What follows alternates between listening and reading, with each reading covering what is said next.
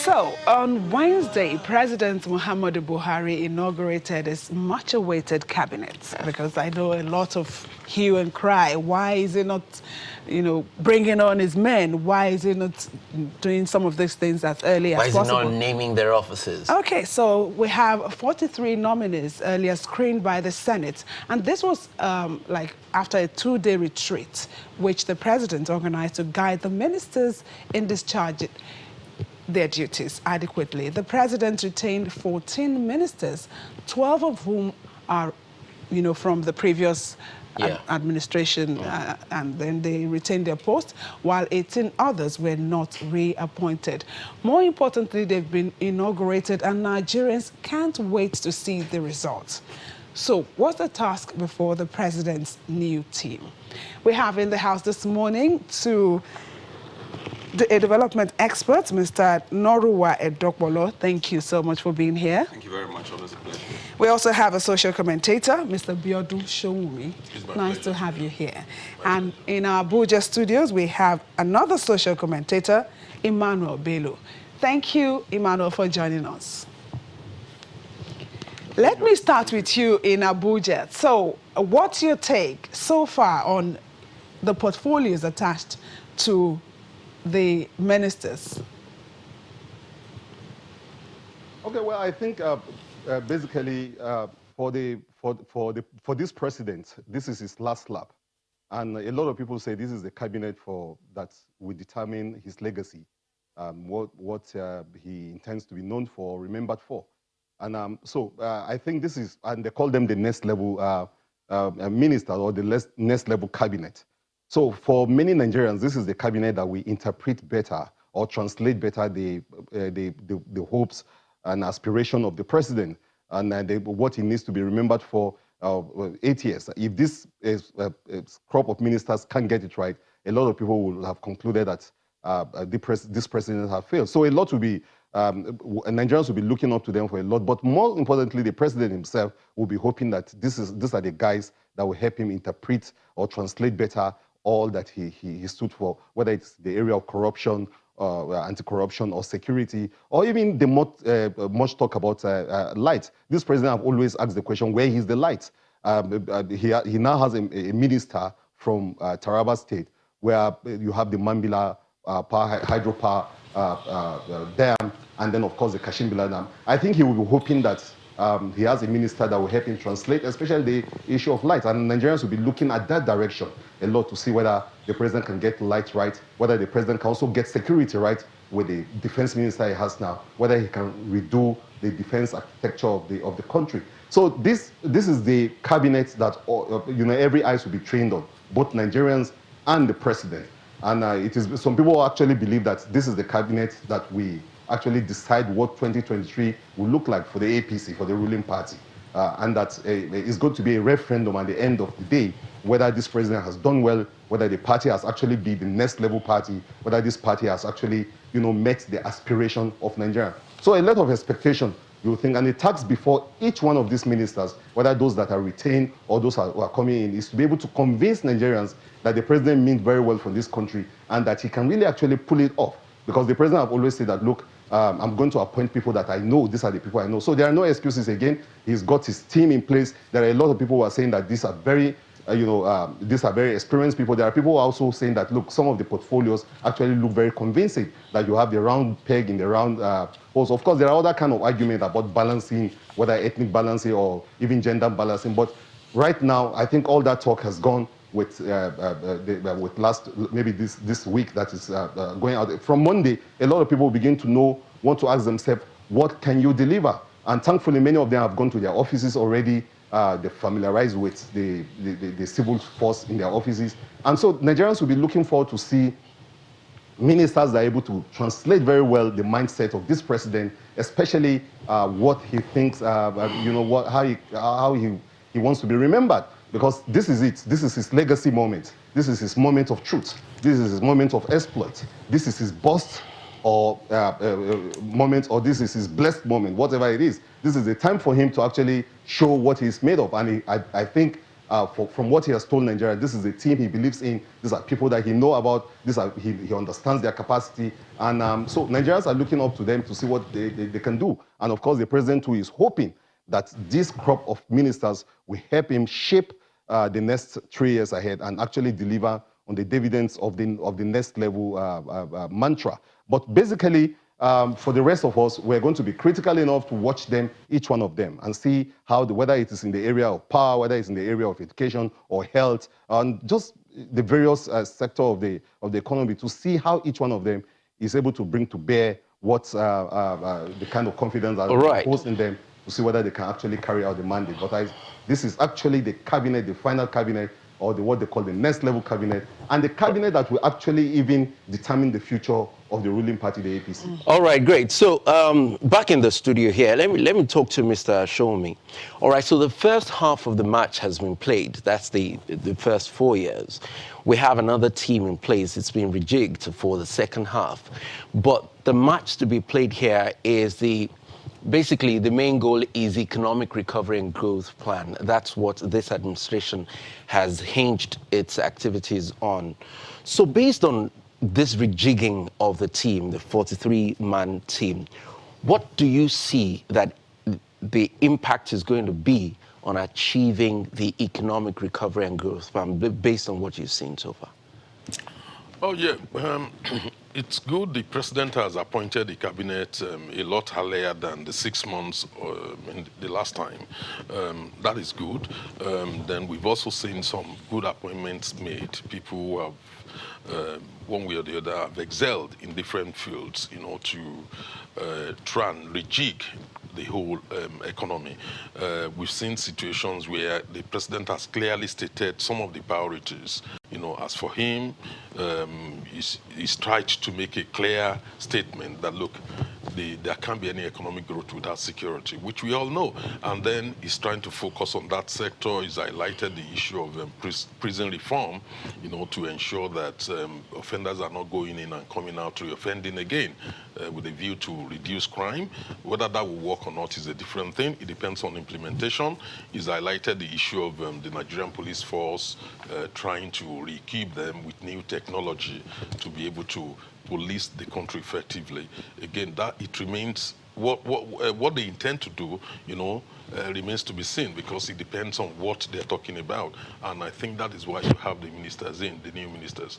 But what you see in terms of economy is that they've actually removed the policy, the technocrats, So the focus is not on policy, all that, but it's on, is actually on political management of the whole programs which the government had. In the last administration, in the last tenure, you will realize that there were so many policymakers, technocrats within the government. But now you don't have them because they have actually put some of those policies in place. And I think the president is trying to focus more on the political management, of the whole economy. So if you look at it from a political economy viewpoint, you realize that it's not just up to us. Even though we have some positive indices recently, but it's not just up to us. A lot depends on what happens in the global economy, because Nigeria is still a mono economy. And as long as we remain a mono economy and we've not substantially, divest, reinvest in other sectors, promote agriculture, to be the commanding heights of the economy, as long as we've not been able to get industries, to continue to grow, rather we're seeing decline in the industrial base in some parts of the country, we will continue to have this huge unemployment problem. And then the direction of the economy itself is not up to us. It's up to, to what happened in the global economy. We heard about an increase in the pumping of oil by the United States through the shale oil. That is impacting on what the cost of an average barrel of oil should be. And that has a huge impact on our own economy.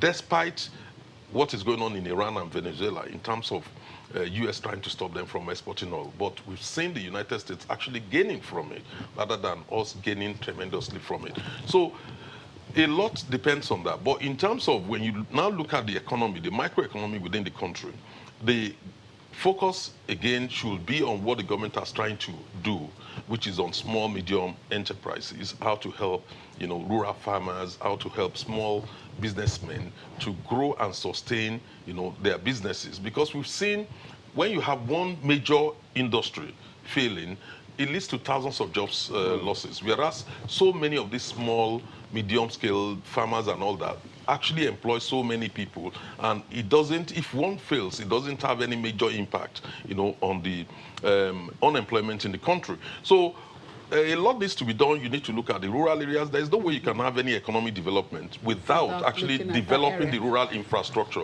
Because what you end up having is a drift to the urban centers. And that is what is going on now. And many people are abandoning the rural areas. We need to look at those sectors, look at the housing, because you can't have any economic development. Even if you have the industries, you need to have the right housing infrastructure in place. Okay. So there are quite a lot of things that the government needs to do. Yes, we'll still talk more about that. Let's quickly bring in Mr. Dokolo. He has said he saw in this cabinet, you know, the right people in the right places. But some of the ministries, for instance, the Ministry of Finance, you now have that of budget and national planning under it. Do you think that was, you know, the right thing to have been done? If one knew the thinking that led to that decision, then you'd probably be in a better position to say, was this right or wrong? In the absence of that, you can only then just say, well, strictly speaking, they are not strange fellows, all right? Those two departments are not strange fellows to each other. And so on a good day, it shouldn't be an extremely difficult thing for them to cohabit, all right? But it all would really, it would rest on the minister. If the minister is able to effectively... Because some people were citing the issue of, you know, when Babatunde Fashola was Minister of Power. No, those were completely strange bedfellows. Oh. I mean, you don't want to. I mean, that was obviously, you know, a mismatch. You know, because those are totally different skill sets. You know, totally different. So the circumstances of Fashola's initial, I don't know what led to it, but compared to now, budgets and national planning, really what is budgeting? If you look at it deeply, national planning feeds into the budget. You know what I mean? And all of those things are, the release of funds, you know, is what drives the budget. So there is there are similar issues that, so for me, without knowing what led to that decision from the outside and just looking broadly, you can say that, yes, if the minister is up to the task. So all right? It's like purple and lilac. Yes. Okay, we'll just hold your thoughts. When we come back, you continue that explanation. Just stay with us. Welcome back. Mr. Norwa, you were talking about the Ministry of Finance, Budget and National Planning. Yes. Yes, so like I said, I do not think that it's going to be an onerous task. Everything will depend on the capacity of the supervising minister. So really the question we should be asking is, what is her pedigree? How did she fare previously when she was handling the finance ministry? And so based on that, we can then begin to say that, yes, we believe that she can handle it, or we think otherwise. I mean, let's face it. I mean, people who run organizations, you know, and you have much more than that to manage. So it's really not... so I don't see that as, unlike the case you mentioned in the Fashola case, I do not see this particular lumping together as something that is extraordinary. How... there's the new ministry, yes, the Ministry of Humanitarian Affairs, Disaster Management and Social Development. Yes. How do you see that? Well, I mean, for me, I was... I'm happy that...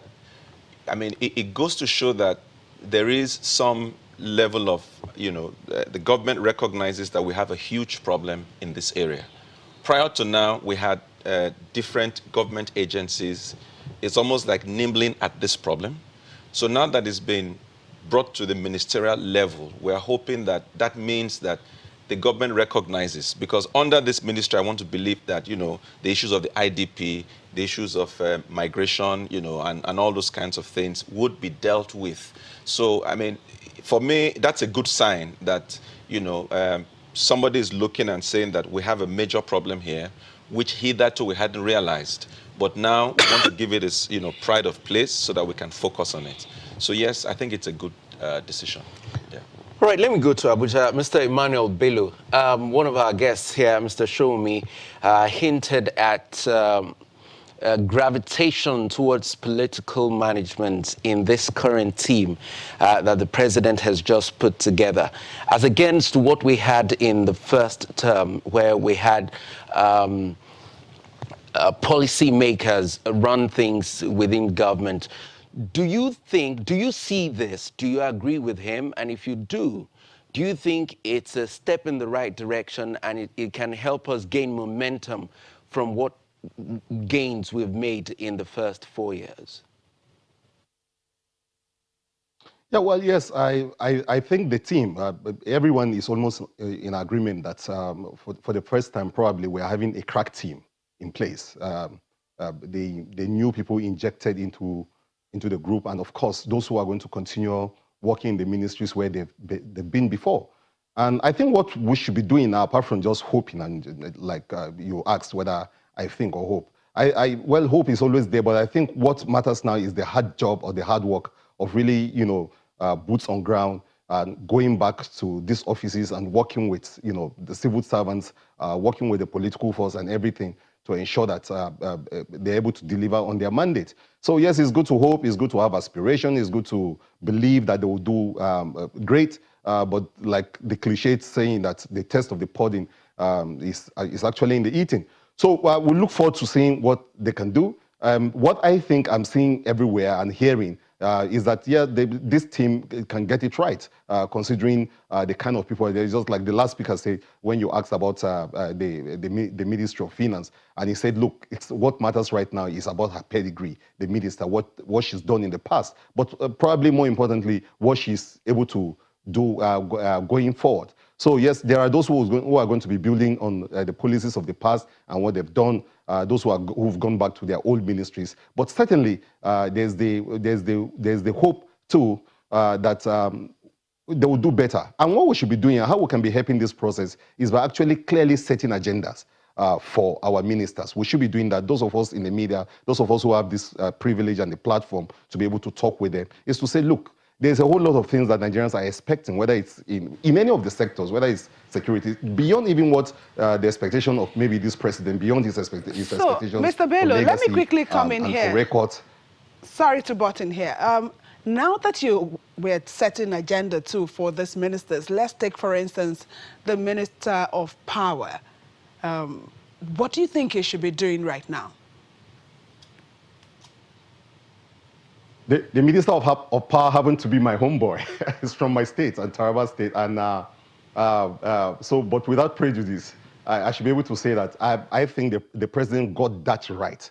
Because for the first time, you are having a Minister of Power, a substantive Minister of Power from the states where a lot of people believe that, holds the secret to the electricity or to the energy crisis of this country. You have the famous Mambila. That when people hear Mambila, they think it's just for its tourism potential, but that is where, if we work real hard, we'll be able to generate over 3,000 megawatts for this country. And down the state, somewhere in Takum, called Kashimbila Dam, still in my locality, it's where you have the Kashimbila Dam, which is capacity for over 40 megawatts. Now, if you put all that together and you're able to actually actualize these dreams, this president will be getting it. And the Mambila talk has been there for long. But we just need the willpower, the political willpower, and all that to be able to jack it off. And there are people who believe that the president has got it right. And whether it's at the level of our state or even the rest of the country. And the man who is there, Engineer Salim Ahmed, a lot of people have said that, look, Mr. Bello, his pedigree and what he has achieved in the past and his hard work, he will be able to actually pull it off. And he should be able, he has no excuse. He can actually get this right. Mr. Bello, let me just come in here again. Permit me to come in here again. I want specifics on what you think the Minister of Power should do. What are those things you think? You've mentioned Mambila, and all of the other areas. Tell us maybe one or two things that you think he should be doing right now to get the power situation right. I think he has started rightly because in his first, public engagement, and what he has to say is that, look, we have to all work together to get the power sector right. That's a very fine beginning. He's put his right leg in the right foot forward, like as I say. But I think for me, if I'm setting this agenda for the power ministry, I think it's about time that, apart from the other dams and all the other issues of generations and transmission, Mambila should be a priority. And to get that done, the minister must find ways of actually practically relocating to site. Of course, he's got other things to do, but he must take that project very seriously. And I think the government should commit itself. People are tired of all the past experience of, a whole lot of promises and the rest. I think this is the time to actualize it. I want to see a situation where this minister is up and running and taking that. There are people who have even suggested a mini Ministry of Power at the level of the state. Because if you can get this right, and you can get the other dams right and in this sector, you probably will be talking of good generation. The other maybe challenge will be that of transmission, distribution, and the rest. And of course, this minister seemed to be, appear to be serious. In the first day of his office, he said, look, this is a priority. And I think for most people, and for him too, he should know that this is the area that... Yeah, hello, Mr. Bello. Let's take it back to the studio here. Mr. Edopolo, you seem to be taken aback by some of the things that he has said about the president's crack team and how do you react to some of the things he said? With all due respect to the gentleman in Abuja, I think it's too early to define this cabinet, whether as crack or otherwise. I think that, like you said earlier on, the taste, of the pudding is in the eating. So let's wait. The jury is still out. It's too early to designate them crack or otherwise, So I just feel that what we should do now as Nigerians regarding this set of ministers is to hold our breath and support them as best as we can by setting agenda for them. Okay, so weighing on the agenda for the Minister of Power. Good. Let me also say this, that I think it's also a misplaced, to say that because it's from Taraba, therefore. I don't think that's correct. The problems that we face are not in Taraba. The problems of power are in generation, transmission, and distribution. So even if you were to build the biggest dam in Taraba, if you don't fix transmission and distribution, you will still have a problem. Absolutely. After all, right now, what happens is that the Gencos are unable to take off all that is being generated. Mm-hmm. So it's a bit more complex than, just, I'm from Taraba, there's a dam in Taraba. It's beyond that. Now, having said that, talking to power, I think that something needs to be done to the discos.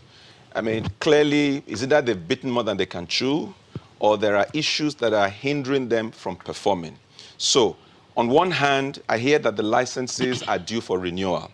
It would be good for the government and the discos to sit down and probably see how, now we have the benefit of this number of years of experience. So maybe it's time to rejig the agreements and ensure that the discos can deliver. That's one. Two, I think also that the issues of what you call embedded power, there should be, I don't know the right word to use, but if somebody can generate power for this neighborhood and serve you, they should be allowed to do so. Breaking down the grid. Yes, the strength, why are we rejoicing over the telcos?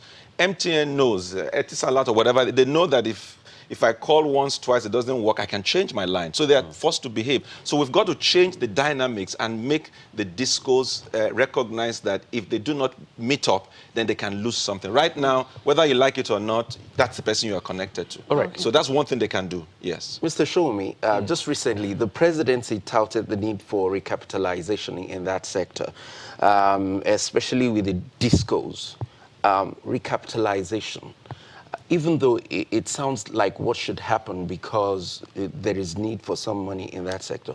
But we've also seen that decade after decade, monies have been thrown at the power sector in Nigeria. We've seen probes also, calls for probes, $16 billion that has gone into that sector that we've not seen much of its impact. Do you agree with this direction? Yeah, in the first instance on the recapitalization issue, we all know right from the beginning that many of the discos were set up, just suddenly with people with little proven experience in the industry, and they were actually distributed amongst the political actors at the time, doing their own horse trading and all that. And because of that, they made so much promises about investing in that sector. The first problem we had was over the prepaid meter, and that could not happen as far as people thought it should. Then there are also other issues about transmission lines and other things which falls on the part of TCN, like my colleague rightfully said, which we've not been able to inject enough funds. It's not just about the discourse. It's also about the federal government also injecting enough money into transmission. When you take an holistic view, and that is where I would differ from my colleague in Abuja. It's not about Mambila project. I know it's been there for years and we need to complete it. It will help a bit with 3,000 megawatts coming on stream, but it's never going to solve our problem at all because we've not bothered to look at, which is also linked to the issue of capitalization. How do you attract enough investment into the, energy sector? Do you do that by, through micro power projects, or do you invite the big players? Go into history, right from as far as I can remember, 1986. I think it's from the Dakoru, when Dakoru was a minister. We've always been talking about 10,000 megawatts. Over 30 years after, we are still talking about 10,000 megawatts. As if our population is not increasing, as if we don't have new industries, new houses, and all that being built. So what you see is that no major international energy companies like Siemens, General Electricity, but we see some direction, some movement in that direction. There's some movement, but you need to move because these companies will source funds from the international capital market. And there is no way they will source funds, for projects that will produce 3,000, 10,000 megawatts. Usually, their target is always 20,000 and above because when you produce more, the cost of economies of scale will come in, then the cost will come down, then they're able to, realize the money quickly and repay the international financial lenders. So I think that is one, we have a very limited vision of 10,000. We need to move beyond that. Nigeria should be talking about 50,000 megawatts. We should be talking by about now. 50, yes, but can we achieve the 10,000 first? The problem why we have not been able to achieve the 10,000 is because we've not been able to attract the right investment to that very sector. So, and the federal government does not have the money. So you need the private sector to invest, and then you need to create the conditions necessary for private sector to invest, which is basically, raise the target to a point where it will attract major. I know Siemens recently expressed some interest in Nigeria. Reach for the stars. We should. Or the skies. Whatever you are able to grab from there. Look, South Africa, go and check. South Africa is having over 30,000 megawatts. We're still talking about 3,000, 4,000 to 7,000. Even the 4,000 is epileptic, as it is currently. So we need to move, shift our horizon. We need to broaden it. Okay, because we have very limited time, I want us to move as fast as we can. Let's look at the Ministry of Defense. We have a new man in place, and we have security issues. We have the Minister of Interior. What would you be telling them right now concerning our security situation? Yeah, unfortunately, the Minister of Interior has little to do with it now because they've taken away the police force. They now have a separate Ministry of Police Affairs. So his own, I think the Minister of Interior would likely focus on the prison reforms, which the President has stated clearly his own agenda on. But I think it's more about the intelligence services like DSS, the DIA, and also the Ministry of Defense itself. We've seen the breakdown in relationship between the army and the Nigerian police force, which is quite very unfortunate, over this last incident, Wadume incident. What we need to do is to ensure that we have to allow all our services, to be intelligence-driven. As long as it's intelligence-driven, we will remove some of the problem. Secondly, we need to accept the fact that we need some form of rearmaments, of the military. I do not believe that we have sufficient equipment to deal, with the Boko Haram menace as we are seeing it currently. They still keep going and coming back. Don't forget, the nature of the war is insurgency. It's not a conventional warfare, and therefore we need a high level of cooperation operation. There's a way how these weapons are moved, from Mali, Libya into Nigeria. We need to make sure that there's a break in that transmission. And if we don't have a break in that transmission, it's going to be very difficult to deal with the issue. Then you have the political aspect of it also, which is federal government needs to engage. We need to accept the fact that at a point there has to be some discussion with a view, to resolve the problems, because so many people are dying, almost on a weekly basis from, if not daily, from the activities of Boko Haram. Then when you look at the military, Nigeria is highly, seriously under-militarized in terms of personnel. You do not have enough personnel. So we have our soldiers spending longer time, at the war front rather than being rotated. Recently, some of the soldiers are complaining about this, and it affects morale. And those are the things we also need to look at, apart from, getting them the right weapons, more of the right weapons that they need. We need to look at the personnel. Same thing with the police thing. The Nigerian police force is highly, under-personneled. And what that means is we end up using soldiers who are supposed to be at the war front, for internal policing duty. So we have to look at equipment. We have to look at giving them the right weapons. We have to look at the issue of training. I think these are the issues before the new minister. And then we should ensure discipline so that we don't have soldiers killing policemen and all that. Before we go to Abuja, let me bring in Mr. Dopolo into this.